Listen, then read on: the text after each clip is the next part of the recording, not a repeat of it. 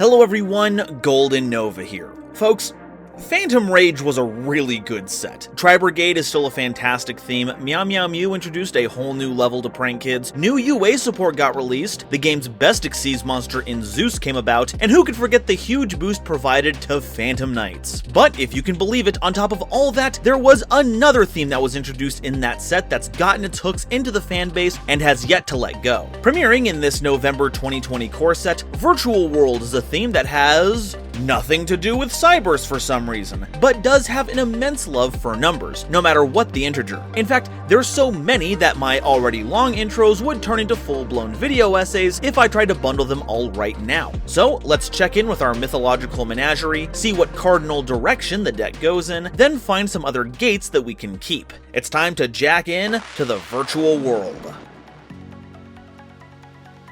Today's episode is brought to you by my lovely patrons and the fine people over at Dragon Shield. If you want to protect your cards with the strongest scales on the market that even come with their own lore while supporting the channel, use my affiliate link in the description.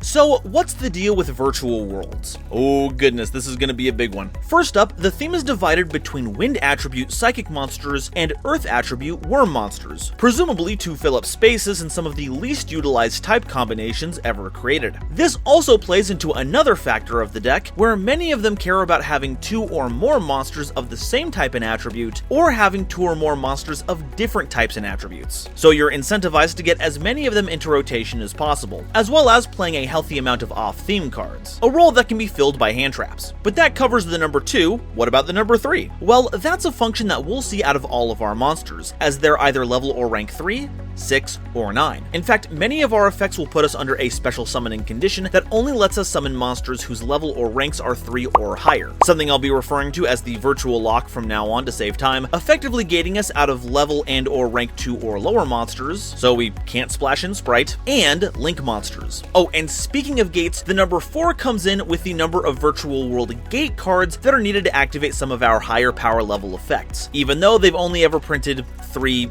uniquely named gates. They really need to get on that. Let's start with those monsters. Virtual World Hime Nyannyan is a level 3 wind psychic monster with 1500 attack and defense, and if a level 3 monster is normal or special summoned to your field while this card is in the grave, except during the damage step, you can special summon this card as a tuner, but banish it when it leaves the field. Also, you get put under the virtual lock for the rest of the turn, and if this card is banished, you can target one of your other banished cards and shuffle it into the deck. This is one of the theme's best extenders. Not only can you get this into rotation easily with emergency teleport, as long as you get this back into the grave, it can bring itself back to act as prime Xyz or synchro material. And while the self-banishing condition is a drawback in most decks, we actually like having our cards banished, so getting it there while recycling another card is pretty bonkers. You might run into a rare situation where you have too many tuners and need to make a synchro, but that's pretty rare. In my opinion, you never have to worry about it.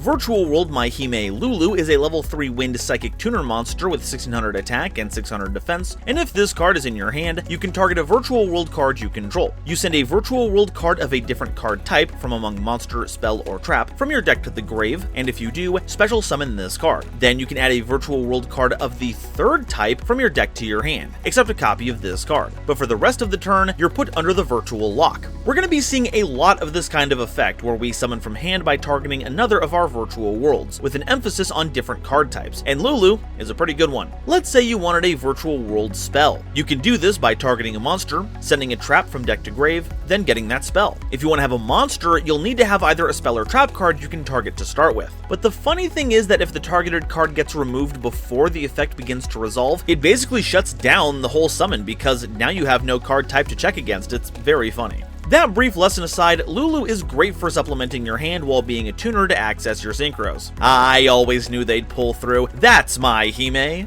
Virtual World Sheja Gigi is a level 3 earthworm monster with 1000 attack and 1600 defense, and while in the hand, you can target a virtual world card you control, send a virtual world card of a different type from your deck to the grave, and if you do, special summon this card from your hand. Then, during the end phase of this turn, you can add a virtual world monster from your grave to your hand, except a copy of this card, and you get put under the virtual lock. The delay is a bit annoying. I'm sure more than a few people have pulled a Skarm and forgot to get the card during the end phase, but it's hard to dislike an effect that buys you back cards, especially since our monsters are stupendous when put back in the hand. Just be careful though, legends say that this creature has the magical ability to tell the innocent from the guilty, the right from the wrong if you will, and it also knows about what makes a right or wrong play, and they will punish you for making the incorrect choice. So make sure you get your practice in, cause that horn looks like it stings. Virtual World Kieran Lily is a level 6 Earthworm monster with 1800 attack and 600 defense, and if this card is in your hand, you can target a Virtual World card you control. Send a Virtual World card of a different type from your deck to the grave, and if you do, special summon this card, then you can send a Virtual World card of the third type from your deck to the grave, which puts you under the Virtual Lock. So where Lulu was all about searching you a card, Lily is effectively a double Foolish Burial, which is pretty good as it turns out, since our continuous spells and traps also have grave effects. So this is an awesome way to enable those while getting a level 6 monster on board to help with your extra deck summons. So if you need some instant value, just give this monster an activation, then you're Kieran the clear.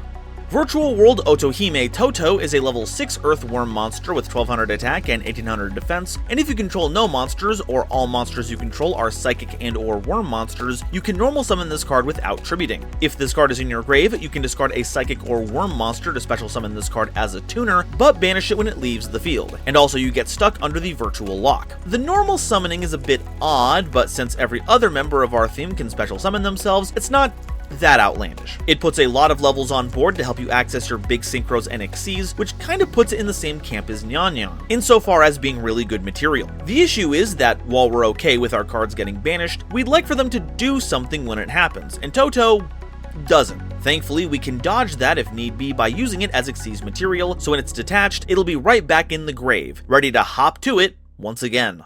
Virtual World Roshi Laolao is a level 6 Wind Psychic Tuner monster with 0 attack and 2400 defense, and if this card is in your hand, you can target a Virtual World card you control to send a Virtual World card of a different type from your deck to the grave, and if you do, special summon this card, then you can special summon a Virtual World monster from your grave with a different name than the card sent to the grave, but its effects are negated and you're put under the Virtual Lock. So if you send a level 3 non-tuner to grave with another effect, or any other level 6, you can follow it up with this as an excellent 1-card extra deck monster, which is stellar. Though it's not exactly what you want to be seeing early in the game since you can't revive what you send to grave. It might take a bit of practice, but I guarantee that Roshi here has a thing or two to teach you. Alright, that's it for the main deck monsters. Now it's time to delve into the extra deck. Virtual World Beast Juju is a level 6 Wind Psychic Synchro monster with 2400 attack and 1700 defense, requiring generic material. It can't be destroyed by battle or card effect while you have 2 or more monsters in the grave with the same original type and attribute but different names, and you can banish 2 monsters from your grave with the same original type and attribute but different names, then target a card on the field and send it to the grave. So once you have your grave set up, you've got a monster that's tough to deal with and comes with removal, specifically a kind that deals with cards that have destruction protection, though if you end up leaning on it too much, the shields will be down. It's a really solid monster to anchor your board with, and it also looks like a dove sphinx, which I think is really cute. Virtual World Kyubi Shen Shen is a level 9 Wind Psychic Synchro monster with 2800 attack and 2400 defense, requiring generic material. While on the field, any card sent from the field to the grave is banished instead, and when your monster declares an attack, you can return 1 banished monster to its owner's grave. And during your main phase, except the turn this card was sent to the grave, you can banish 2 other monsters from your grave with different original types and attributes from each other to special summon this card from your grave. Wow, this card is annoying! While not as oppressive as Arise Heart's Macrocosmo style effect, since this only applies to things that leave the field, it can still be a menace for a variety of decks to deal with. Once more, if you make sure to synchro summon it using monsters with different types and attributes, you already get a free revival right there. And its attacks can keep putting those monsters back into your graveyard to keep fueling that revive effect. Not to mention it also synergizes well with monsters that banish themselves from the grave to activate an effect because you can just reset them. You can even do some silly stuff like putting back a monster your opponent banished with Gold Sarcophagus to cut off the search effect, which is very funny. Its ability to revive also makes it prime rank 9 material, and while you can no longer fold this into VFD, thank God, you have a number of other options to choose from, which has the side effect of turning off the Macrocosmos if you need to. And don't think I missed out on the fact that you made the level 9 monster the 9-tailed fox. You must think you're so clever. Virtual World Shell GoldenNova is a rank 3 Earthworm Seas monster with 1000 attack and 2400 defense, requiring 2 or more level 3 monsters as material. Once per turn, you can detach a material from this card, then target a face-up monster you control. It can't be destroyed by battle until the end of your opponent's turn, and once per turn, after damage calculation, if this card battled an opponent's monster while you have 2 or more monsters in your grave with the same original type and attribute as each other, you can banish that opponent's monster. While it might not seem like much, GoldenNova is an incredibly powerful budget removal tool for rank 3 decks, sporting a nifty defense value, as well as a way to perform a non-targeting banish, which is kinda wild. And when it comes to that activation condition, unlike Juju, the monsters don't have to have different names. But it is extremely telegraphed, and the protection only applying to battle means that any other form of removal is just as effective. Keep an eye out for this in your limited series, but even in a more constructed build of this, there are better things Virtual Worlds can be doing. So be adventurous, try out some off-theme options, and get out of your shell. Virtual World Dragon Lung is a rank 3 Earthworm Seas monster with 2400 attack and defense, requiring 2 or more level 3 monsters with the same type and attribute as material. Your opponent can't target this card with card effects while it has Xyz material, and when your opponent activates an effect of a monster with an attribute that's not on their field while they control a face-up monster, as a quick effect, you can detach 2 materials from this card to negate the activation. That means this is kind of the opposite of Psy-Frames. You require your opponent to have a monster to check against to use this negation. But since it doesn't care about where the effect is activated, it's actually highly flexible. It punishes multi-attribute decks very well, and even if you're up against a mono-attribute deck, Lung can still be effective against hand traps, since they tend to not line up with the base deck's attribute. It's a shame that you can hit it with targeted negation once you pay the cost for the effect. For instance, you could detach to material and then your opponent chains imperm and oh look, you no longer have material to apply your targeting protection. But that's solved as long as you use an odd number of material, since then you'll always have at least one to apply that protection. But it's really gotta make up its mind, is it a dragon or a worm? I already made a short about this, don't make me do it again! Virtual World Phoenix Fawn is a rank 6 Earthworm Seas monster with 2600 attack and 2000 defense, requiring 2 or more level 6 monsters as material. Once per turn, you can detach 2 material from this card, then target a face-up card your opponent controls and a card in either grave and banish them. If this Xyz summoned card is destroyed by a battle with an opponent's attacking monster or by an opponent's card effect while in its owner's monster zone, you can special summon 2 Virtual World monsters with the same type and attribute as each other from your deck. This ain't a bad piece of removal. Only hitting face-up cards is a little limiting, but it's better than nothing. And also hitting another card out of the grave can either hinder your opponent or set you up, making this kind of an enabler as well. It's annoying that they went the extra mile to make sure you couldn't cheese the floating effect, but once it triggers, that's 2 monsters that you can use to either make another Fawn should the material survive, or a whole other card if you so choose, which really lives up to the mythical beast in question, helping you to fawn the flames of war. Virtual World Tiger Fufu is a rank 9 Earthworm Seas monster with 2600 attack and 2800 defense, requiring 2 or more level 9 monsters as material. And once per turn, as a quick effect, you can detach a material from this card, then target an effect monster you control and an effect monster on the field with a different type and attribute from it and negate their effects until the end of this turn. It also gains the following effects based on the number of Virtual World Gate cards you control. With 2 or more, you can attack directly with this, and with 4, this card is unaffected by activated card effects except Virtual World cards. So, in general, this is like a quick effect Clifford genius. You do have to negate one of your own monsters, sadly, but thankfully if you have a spare main deck Virtual World monster on board, they don't really do anything on the field, so it makes for a compelling target. Though if you're splashing this into something like a generator, you might have a harder time finding a derelict target. But if you're playing a more focused Virtual World build, you get some extra goodies along with it. Being able to attack directly for 2600 is already pretty sweet, but getting up to that number 4 slot makes this a towers. But, you know, don't actually count on that. You're filling up all but one of your spell and trap zones, which will limit your flexibility to use other spells and traps, not to mention maintaining 4 of them would be a nightmare. Virtual World was really in need of a new rank 9 boss monster once VFD left the scene, and Fufu is nowhere near clearing the bar it's set. However, it's not without its merits, just don't expect it to be as striking, or should I say, as striping. Alright, that does it for our monsters. Now it's time for the spells and traps, the famous Virtual World Gates. But first, we have to cover the cards that tie them all together. Virtual World City Kowloon, a normal spell card that places a Virtual World Gate card from your deck face up in your spell and trap zone. Then you can apply any of the following effects, in sequence, based on the number of Virtual World Gate cards you control. With 2 or more, all Virtual World monsters you control gain 200 attack this turn. With 3 or more, send the top 3 cards of your deck to the grave. And with 4, special summon up to 4 Virtual World monsters with different names from your extra deck. So, quick spoiler, but our gate cards are continuous spells and traps, so this being effectively a wild card that can be any of those 3, and in the case of the trap cards, not have to waste a turn setting it, is kind of bonkers. In fact, I hardly think anyone really cares about the other effects on this card. The synchros would be nice to have for free, since the Xyz won't do much without material, but even a Kyuubi summon this way won't be able to use its self-revival effect. So it really is just a bunch of extra text that no one needs to read. Still, this is an integral part of the deck, so when you're ready to play Virtual Worlds, you'll need to be ready to don the Kowloon.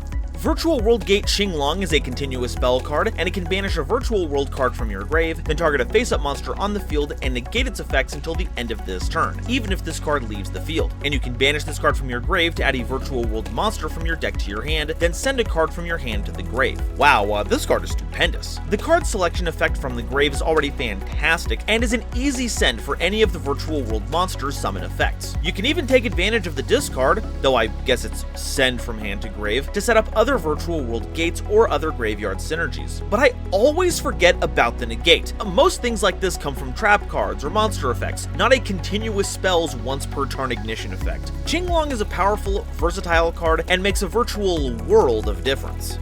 Virtual World Gate Chuche is a continuous trap card that lets you target one face-up card on the field. On resolution, shuffle 2 of your banished Virtual World cards with different names from each other into the deck, then destroy that card. And during your main phase, you can banish this card from your grave, then target a Virtual World monster you control, and either increase or decrease its level or rank by 3 until the end of this turn. This is one of the deck's strongest control tools, bar none. Matches have been won or lost due to this Zodiac Trident type trap card, and what's worse, it's not just removal, it's recycling. Any spare banished cards go right back into the deck, waiting to be used again, causing a resource loop that's frustrating at best to deal with. And the grave effect isn't half bad either, letting you modulate levels and ranks on the fly to help with smoothing out your stats to get the monster that you want, meaning that you can ride this card all the way to Value Town. Choo-chee! It's a train noise. I had to re-record this part and I still couldn't find a better joke for this one. Holy cow. Virtual World Gate Xuanwu is a continuous trap card, and during the battle phase, if you control another Virtual World Gate card, you can target a face-up monster on the field and change its battle position. And during your main phase, you can banish this card from your grave, then target a Virtual World monster in your grave and special summon it, but its effects are negated, then send a card from your hand to the grave. This is definitely a gate that works better in the grave than on the field. It's not bad to have a battle position changer, helping to make a monster more vulnerable than it otherwise would be, but having a monster reborn makes for a great recovery and extension tool, and because the first effect requires you to have another gate on board, probably means you should prioritize the grave effect. You don't have to sell me on this card anymore, I'm Xuanwu'd.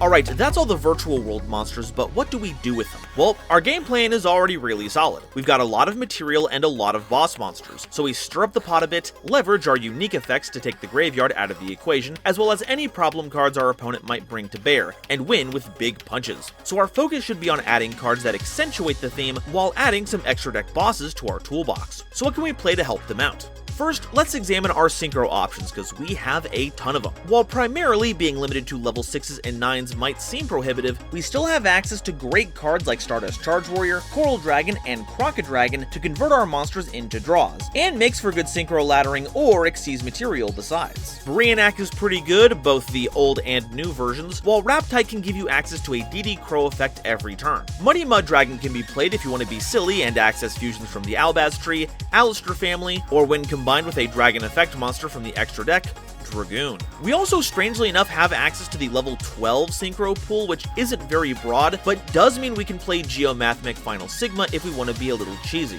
And, you know, add a Cybers monster to our Virtual World deck. But probably the most revolutionary card so far is the recent TCG exclusive release, Golden Cloud Beast Malong. By being a level 6 that can modulate its level up and down, you now have access to a wealth of other synchros. Increase the level by 1 and any level 3 non-tuner gets you Barone, or more appropriately, immediately Chungying to take advantage of all the banishing that'll be happening. Level it down, and not only is the level 8 pool available to you, but by pairing it with a level 6 non-tuner, you gain access to Psychic and Punisher. Because we have such high-level tuners and non-tuners that we can summon basically at will, we can also leverage Ultimaya Zolkin. Don't worry, despite the lack of level stars, its original level is always treated as 12, so it's not being locked out. And once we have it on field, setting any of our back row gets us a cool Crystal Wing Synchro Dragon or Ancient Fairy Dragon, whichever flavor of busted combo tickles your fancy.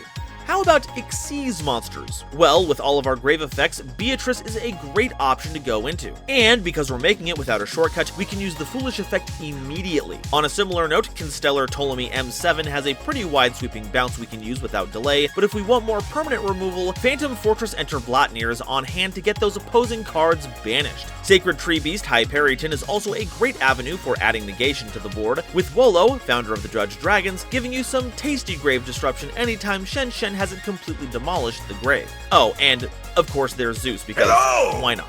Back on the subject of dragons, we have the Bestials. As level 6 monsters, they slot in perfectly with our deck strategy, giving us more ways to disrupt our opponent's grave while giving us some sweet material. And Druis Worm even gives us outs to special summoned monsters with destruction protection. It's pretty sweet. It even funnily enough ties in with what I was saying earlier about Muddy Mud Dragon. I mean, they are all dragon effect monsters after all. If you're in a pinch and need a particular card, Foolish Burial Goods is a great way to get Qinglong into the grave to use its effect. You'll go pretty minus by doing it, but as long as it gets your engine online, you'll be able to make up the difference.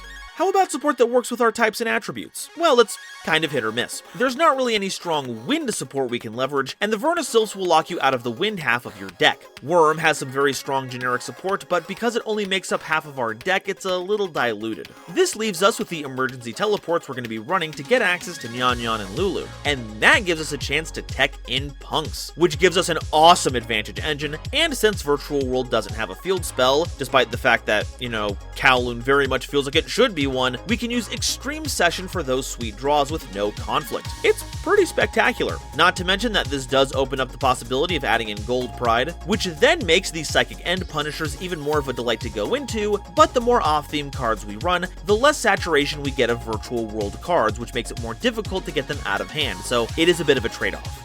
As for a silly tech pick, try out the newly unlimited Gen X Ally Birdman. Not only is it a tuner to fit all your syncing needs, it can also reset your Virtual World monsters. Use Lulu to search a card, then put it back into your hand with Birdman, and now you can use Lulu again next turn, all while maintaining your usual lines of play. And that's all I have to say about Virtual Worlds. I'll admit, this deck is pretty sick, and while I've had my gripes with it in the past, Plunder did get an Earthship recently, so that's all water under the bridge. Or, tank treads. It's a strange mishmash of different ideas and themes that all come together in a beautiful harmony made of mystics, mythical beasts, and not a scrap of neon lighting. Seriously, how in the heck is this a virtual world? I didn't even get to explain that! But now, I want to hear what you all have to say. Are the Vs going to grab that W, or is VS positioned to take their spot in the abbreviation canon? And what cards do you like running in VW? I purposefully left out a ton of extra deck options, because otherwise we'd be here all day, but I'm curious to see what you think should be part of the main rotation. Let me know in the comments, and while you're down there, make sure you like the video, subscribe so you don't miss any amazing archetypes, and share this video with somebody you know who loves Yu-Gi-Oh! It really does a lot to help me out. Today's episode was brought to you in part by Dragon Shield. When you want to protect your cards with the power of dragon scales, get some sweet lore for them, and support the channel, check out my link in the description to get started. Today's episode is also brought to you by my lovely patrons, including this month's illustrious Quasar Commander Green Knight, Nebula Navigator's 3rd Dynasty, Ada Basilisk, Adam Zagidel, Andrew Newman, A Random Pup, Avi Chali, Kane Senpai, Chibi Gohan, Danny Bound, Eric, Aaron the World Breaker, Frankie, Genesis Yu-Gi-Oh!, Gloomba 331, Great Big Pillock, Hairbear, Harry the Ominous Benefactor, Howling Zangetsu, Iskander 711, John, Jordan, Julia Sneezer, Mana Charge, Marluxia's a Girl, Molly Renata, Nathan Vig, Panther J, Rebel King Lucifer, RJ the Jank Monarch, Sammy Haim, Sir Knight JCB, Sky Buster Leo, Sophie, apparently, The Wizard Moose and Xander Wolfensberger, Cosmic Crusaders Almento 5010, Aaron, Ariel Kersey, Beluga Masta, Blue Gem, Chaz Ghost, Chris Kessler, Corbinisms, Drachenwald, Eki Bullock, Emony, Eva Padilla, Hakeboyagian, Herbal D, In the House Like Carpet, Inblink, Jester Designs, Kale the Dragon, Carp, Kevon Public, King Scarlet Yu-Gi-Oh!, Lemon Yu-Gi-Oh!, Lord Whoop-De-Doo, Manga Pages, Marion James E. Picata, Matt Simmons, Mega Combi, Michael Shimabukuro, Nadia McCarthy, Nitromo, Ruxith Sarani, Shizuka Nijimura, Star-Lord 777, Stephen Williamson, The Legendary Raven, Tucker Ordorn, and Zal Dureka, as well as the wonderful Starlight Explorers you see on screen now. If you'd like to help me in my journey to cover all of Yu-Gi-Oh's archetypes, participate in monthly custom card reviews, and just keep the lights on in general, please consider becoming a patron by using that link in the description or by becoming a YouTube member. And if you'd like to see another archetype that references the 4 auspicious beasts, check out this video I made covering Yang Zings. Thank you all so much for watching, and I'll see you next time. Bye-bye.